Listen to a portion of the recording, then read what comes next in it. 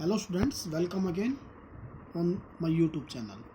Students, today we will start the chapter number 5, that is the organizing. We know that organizing is the second function of the management. The first function of management that will be the planning. And planning, जो planning है students वो हमने last chapter हमने कर लिया था. अगर आपने वो वीडियो नहीं देखी है तो आप सबसे पहले वो वीडियो देखिएगा, क्योंकि तब जब प्लानिंग आपको समझ में आ जाएगा तभी आपको जो है ऑर्गेनाइजिंग समझ में आएगा. देखिए, प्लानिंग में हमने क्या किया था स्टूडेंट्स. प्लानिंग में हमने देख लिया था कोई काम कैसे करना है, कब करना है, किसे करना है, इन सब का प्री डिटरमाइन कर लिया था. यानी उसमें हमने एक प्लान सेट कर लिया था कि कोई काम हमें कैसे करना है, कब करना है, कौन करेगा, कैसे करेगा, इस सब का हमने प्लान कर लिया था. अब जो सेकंड स्टेप है स्टूडेंट्स उसी का ये है ऑर्गेनाइजिंग, जो कि फंक्शन का सेकंड, जो कि मैनेजमेंट का सेकंड फंक्शन भी है. देखिए, इसका जो क्लियर मीनिंग है वो आपको जब हम इसकी प्रोसेस कर लेंगे तब इसका ज़्यादा क्लियर होगा. बट पहले हम इसका एक बार मीनिंग देख लेते हैं. इसने बताया organising refer to arranging all the things.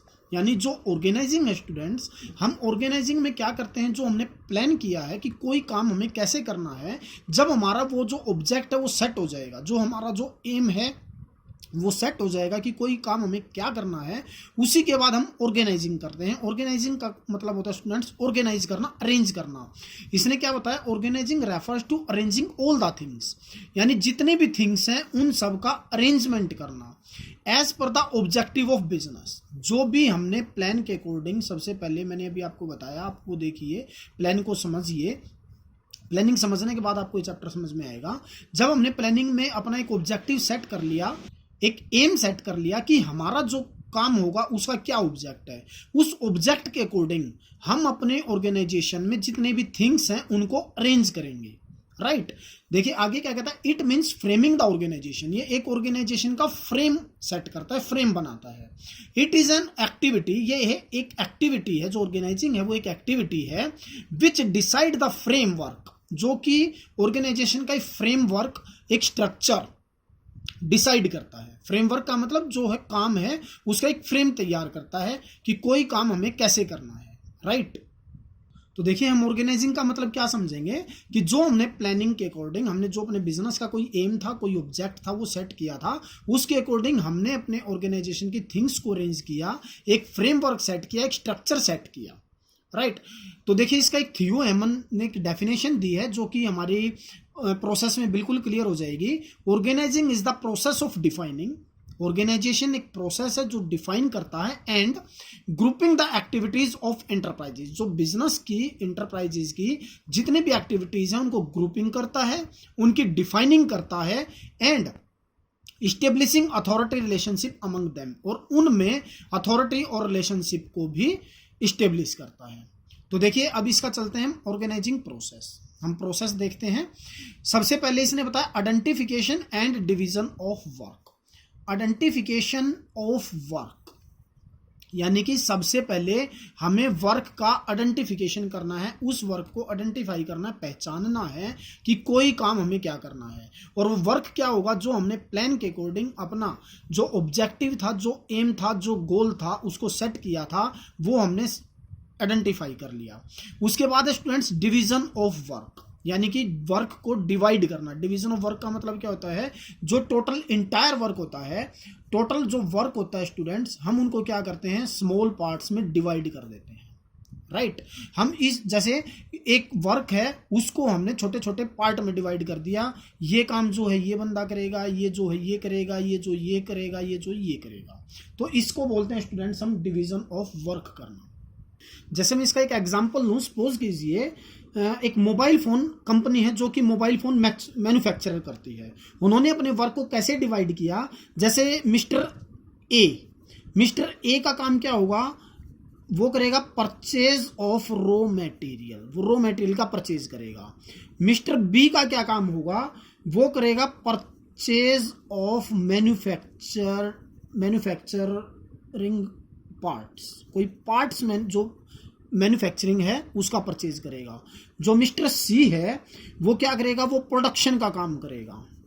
Mister D जो है वो क्या करेगा, गुड्स का स्टॉक करेगा, जो प्रोड्यूस प्रोड्यूसिंग में काम आना है। जो मिस्टर ई है वो क्या करेगा, वो रिसर्च करेगा, यानी कि उसने क्या किया, अपने काम को बहुत सारे छोटे छोटे पार्ट्स में बांट दिया। तो ये हो गया स्टूडेंट, सबसे पहले हमने क्या किया, आइडेंटिफिकेशन ऑफ वर्क। हमने एक वर्क को आइडेंटिफाई किया, वो वर्क जो आइडेंटिफाई किया जाएगा वो किया जाएगा as per the plan, right. यानी कि जो बिजनेस का कोई ऑब्जेक्टिव है, कोई गोल है, कोई एम है, that will be first of the identification of work and after that the division of work and division of work divided into small parts of the entire work, right. Next one is the departmentalisation.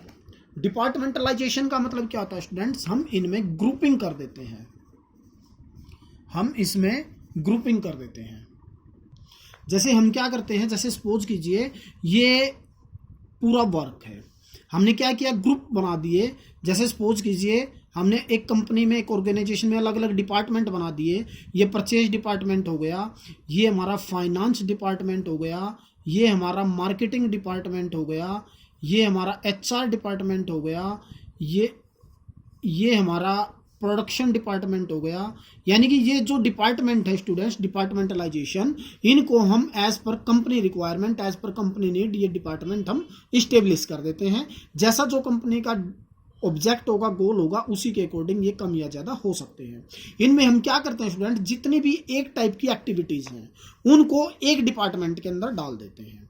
जैसे मैंने अभी एक example लिया था कि मैंने कहा था mister A purchase of raw material, mister B purchase of manufacture, यानी कि दोनों का काम क्या है, परचेज करना है। उसका रॉ मटेरियल परचेज करना है, इसका परचेज ऑफ मैन्युफैक्चरिंग पार्ट्स है। तो हम इसको क्या करेंगे स्टूडेंट्स, परचेज डिपार्टमेंट में मिस्टर ए और मिस्टर बी, ये हमने क्या किया, परचेज डिपार्टमेंट में डाल दिया। इसी प्रकार से मैंने अभी आपको बताया था मिस्टर सी जो कि प्रोडक्शन का काम करेगा, वो प्रोडक्शन डिपार्टमेंट में डाल सकते हैं। ये जो स्टॉक को मेंटेन करेगा, प्रोडक्शन में जो यूज होगा, मिस्टर डी, उसको हम यहाँ डाल देते हैं। जो रिसर्च करता रहेगा नए नए मेथड्स को, मिस्टर ई, हम इसको इस डिपार्टमेंट में डाल देते हैं, राइट। इसी प्रकार से कोई बंदा सेल में है, हम उसको मार्केटिंग में डाल सकते हैं। मिस्टर एफ था, उसका काम सेल करना था, वो हमने मार्केटिंग डिपार्टमेंट में डाल दिया। कोई बंदा था जिसका काम एडवर्टीजमेंट करना था, मिस्टर जी, उसको हमने मार्केटिंग में डाल दिया। यानी कि कहने का मतलब ये है कि हम इसमें एक डिपार्टमेंट बना देते हैं अलग अलग, जिसमें हम एक जैसी एक्टिविटी को एक ही डिपार्टमेंट में डाल देते हैं। तो इसको बोलते हैं डिपार्टमेंटलाइजेशन, राइट। नेक्स्ट है students assigning the duties. Assigning का मतलब होता है प्रोवाइड करना, यानी कि जो ड्यूटीज हैं, अभी हमने क्या किया था, फर्स्ट स्टेप में हमने किया था identification and division of work. हमने क्या किया था, वर्क को आइडेंटिफाई करके जो भी पूरा वर्क था उसको हमने स्मॉल पार्ट्स में डिवाइड कर लिया था।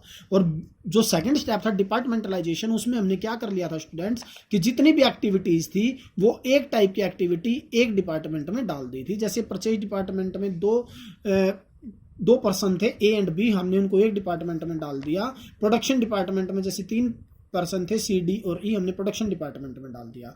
अब असाइनिंग द ड्यूटीज में क्या करेंगे, जो भी जैसे परचेज का वर्क है वो हम इनको ड्यूटीज असाइन कर देंगे, वो हम इनको काम सौंप देंगे, काम दे देंगे, भाई आपका जो काम है वो आप काम कीजिए। ए का जो काम था वो ए बंदा करेगा, बी का जो काम था वो बी बंदा करेगा। ये परचेज डिपार्टमेंट में ये दोनों बंदे थे। इसी प्रकार से जो प्रोडक्शन डिपार्टमेंट में 3 पर्सन थे, सी, डी और ई। अब इनको हमने काम सौंप दिया, इनको जो ड्यूटीज थी इनकी वो प्रोवाइड करवा दी कि किसको क्या काम करना है। जो इनका हेड था, जैसे परचेज मैनेजर, परचेज डिपार्टमेंट का जो हेड होगा परचेज मैनेजर, प्रोडक्शन डिपार्टमेंट का जो हेड होगा प्रोडक्शन मैनेजर। जैसे परचेज मैनेजर ने जो इसके अंडर वर्क कर रहे हैं, जो इनके सबॉर्डिनेट हैं, उन्होंने इनको वर्क बता दिया, भाई आपको जो करना है, मिस्टर ए को परचेज ऑफ रॉ मटेरियल करना है, जो मोबाइल फोन में जो रॉ मटेरियल यूज होगा वो आपको परचेज करना है। बी को क्या ड्यूटी असाइन की, इसको बता दिया था कि परचेज ऑफ मैन्युफैक्चरिंग पार्ट्स, इसको जो पार्ट्स हैं वो मैन्युफैक्चर करने हैं। इसी प्रकार से जो प्रोडक्शन डिपार्टमेंट में इसका वर्क प्रोडक्शन करना था, जो डी का वर्क था वो स्टॉक को मेंटेन करना था, जो प्रोडक्शन में माल यूज होता है वो वाला। और जो ई था, इसको रिसर्च करते रहना, यानी कि जो भी इनकी ड्यूटीज थी, जो इनके हेड थे, उन्होंने उनको वो ड्यूटी असाइन कर दी थी। Next students establishing reporting relationship, यानी कि अब जैसे मैंने आपको बताया परचेज मैनेजर के अंडर 2 पर्सन्स वर्क कर रहे थे, ए एंड बी। अब इसका मतलब यह है, इसको अपनी ड्यूटीज का क्लियरली पता है कि उसको क्या काम करना है, उसको रॉ मटेरियल परचेज करना है, राइट। अब बी को इसको अपना वर्क क्लियरली पता है, उसको जो मैन्युफैक्चरिंग पार्ट्स हैं वो परचेज करने हैं। अब ये इसकी रिपोर्टिंग किसको करेंगे, इनका जो रिपोर्टिंग रिलेशनशिप होगा वो परचेज मैनेजर के साथ होगा। इस मैनेजर के साथ ये जो भी वर्क होगा वो इसको रिपोर्ट करेंगे। ऐसे ही मैंने एग्जांपल लिया प्रोडक्शन डिपार्टमेंट का, इसके अंडर मैंने एग्जांपल लिया था 3 पर्सन्स वर्क कर रहे हैं, namely as the C, D and E. ये सी जो इसका वर्क था प्रोडक्शन करने का, ये इसको रिपोर्टिंग करेगा कि जो वर्क इन्होंने इसको ड्यूटीज, जो आंसरेबिलिटी है सी की, कि वो इसने पूरी की है या नहीं, प्रोडक्शन डिपार्टमेंट मैनेजर को देगा। इसी प्रकार से जो डी का था स्टॉक को मेंटेन करना, स्टॉक मेंटेन करने का काम इसका था, तो इसने ये अपनी ड्यूटीज बताएगा, जो अपनी इसकी आंसरेबिलिटी है वो इसको बताएगा प्रोडक्शन मैनेजर को, क्योंकि उसने अपना काम किया है या नहीं किया है। तो स्टूडेंट्स देखिए आपको क्लियर हो गया होगा ऑर्गेनाइजेशन प्रोसेस। तो इसमें मैंने सबसे पहले स्टेप आपको बताया था identification and division of work, यानी कि जो मैंने आपको सबसे पहले बताया था identification and division of work. इसमें हमने क्या किया था, सबसे पहले वर्क को आइडेंटिफाई किया था कि हमें काम क्या करना है, और उसके बाद हमने जो पूरा वर्क था, इंटायर वर्क को हमने छोटे छोटे पार्ट्स में डिवाइड कर दिया था। उस पार्ट में डिवाइड करने का मतलब ये होता है स्टूडेंट्स कि जो हर पर्सन है, एक पर्सन एक ही टाइप का काम करेगा। उससे क्या फायदा होगा, जो फर्म है उसको फायदा ये होगा कि फर्म को स्पेशलाइजेशन भी मिलेगा, और एक बंदा जो बार बार एक ही काम करेगा तो वो अपने काम में स्पेशलाइज हो जाएगा, और वो जो भी काम करेगा वो अच्छा करेगा। जो सेकंड स्टेप बताया था स्टूडेंट्स, वो बताया था डिपार्टमेंटलाइजेशन। इसमें हमने क्या किया था, एक प्रकार की जो एक्टिविटी थी हमने ग्रुपिंग बना दी थी, और उस ग्रुपिंग को एक ही डिपार्टमेंट में डाल दिया था, जैसे purchase department, sale department, production department. Third में मैंने आपको बताया था assigning the duties, assignment of duties, यानी कि जो भी वर्क था हमने उनको वो ड्यूटी सौंप दी थी, दे दी थी। और लास्ट में मैंने बताया था इस्टेब्लिश रिपोर्टिंग रिलेशनशिप, यानी कि जिनको ड्यूटीज दी गई थी वो सबऑर्डिनेट अपने सुपीरियर को अपने वर्क की रिपोर्ट सेंड करेंगे, और वे बताएंगे कि उन्होंने जो काम दिया था वो उसी ढंग से हुआ है या उसमें कुछ कमी रह गई है। राइट। तो I hope students you will be understand. Students देखिए अगर आपको मेरी वीडियो अच्छी लगती है, आप मेरी वीडियो देखते हैं, तो आप मेरे चैनल को सब्सक्राइब जरूर कीजिएगा और अपने फ्रेंड्स में जरूर शेयर कीजिएगा।